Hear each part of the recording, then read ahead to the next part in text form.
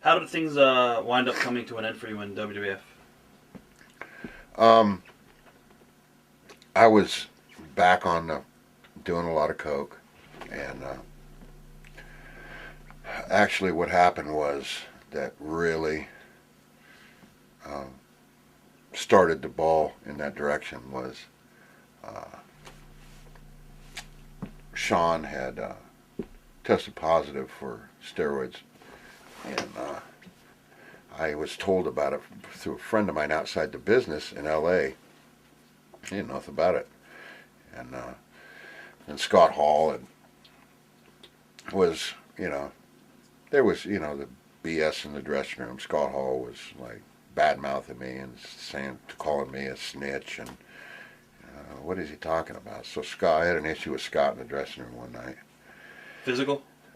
It didn't get physical, but I was calling him out, which and I had been doing what I do for 2 or 3 days, so I wasn't in my right mind. It was me. It was something that I should have just laughed at and kept doing what I was doing. But I reacted to it, and I called him out, and, had a problem.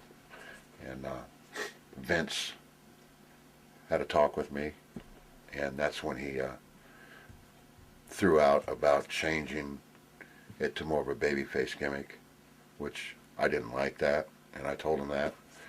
And but he was protecting the business, I believe that decision was made because of I was so volatile, and I was kind of off the hook a little bit. How did Vince react to everything? To everything. As far as the Scott Hall incident and the drug test? Oh, well, he told me, he said, and I told him exactly what the situation was. He said, but Matt, it doesn't come to this. And I apologized to him, but I was still very aggravated and in a reaction mode. But it's easy to do looking back. It was my fault. I reacted to something that should have been nothing. All right. Did that whole incident lead to you being fired, or was it everything together? No, it was a little while after this. We're in Portland, Maine, and we're staying in Boston. And after the TV taping in Portland, or was it a TV taping, a show, went back to Boston, and I was staying at the Hojo's there, and Mike McGurk and Luna and I were smoking some weed in the hotel, and Bam Bam, Bam Bam called Vince and told him about it. I was fired. Period. Wow. Yeah. That's crazy because back then pretty much everybody smoked in the business. Yeah, but I was smoking in the hallway by the back door, but it was all the pressure on Vince with the lawsuit. Right. It wasn't a good thing. How did you handle it as far as being fired? Very rough. Didn't handle it well at all. Can I take a little break here? Yeah, definitely. All right, we're back. We were talking about when you got released from WWF and how you handled it.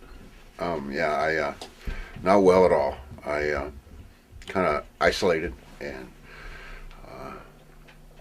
got a whole bunch of cocaine, and I got fired, and my wife of 1 year and my daughter that was a year old, they went back home from Oregon. I was in Oregon when I was fired, so I flew back to Columbus. I was living in Columbus, and my wife was up in Michigan. She came back down. I'd been home about 4 or 5 hours. She woke me up the next morning and picked a fight with me, and so I left, and I was gone about 4 or 5 hours, and I went back, and she was gone, and to this day I haven't seen her or my daughter. To this day, and she had went, and I had an account I'd opened an account for my daughter with a bunch of money in it, and she took 20 grand and disappeared. And I had another account that I was worried that she was going to be able to attach. So I went and got all my money out of the bank, and I cashed in. I had these mutual funds, and anyway, I was walking around with 50 grand in my pockets, cash, and I locked myself in my apartment, and well, I bought like 3 ounces of coke and didn't leave my apartment. I didn't answer my phone, nothing for a month. Wow, it was like a nightmare. It's sad, pretty dark place I was at. I guess when did you realize you needed serious help with your demons and all? Not till later. I realized I needed help, but I was always wanting to, take care of it myself.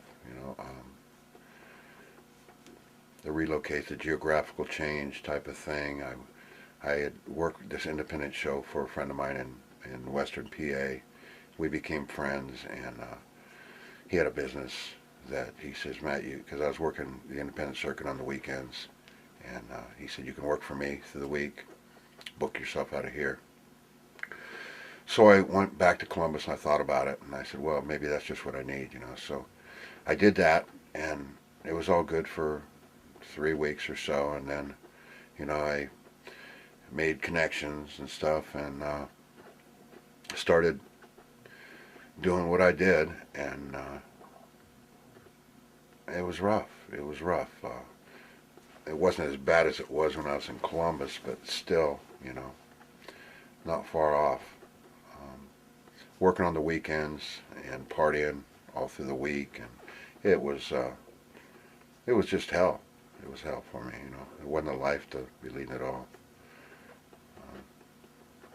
Then I've got 2 young kids in Western PA, a daughter and a son that's 12 and 9, and they're there, and I keep in touch with them best I can. Their mother, was not really a person for me, but I made a lot of choices, that I shouldn't have been making, the bad choices, and she was one of them. But I've got 2 children out of it, who I love, and nothing's going to change that. Right. But I got to live with it.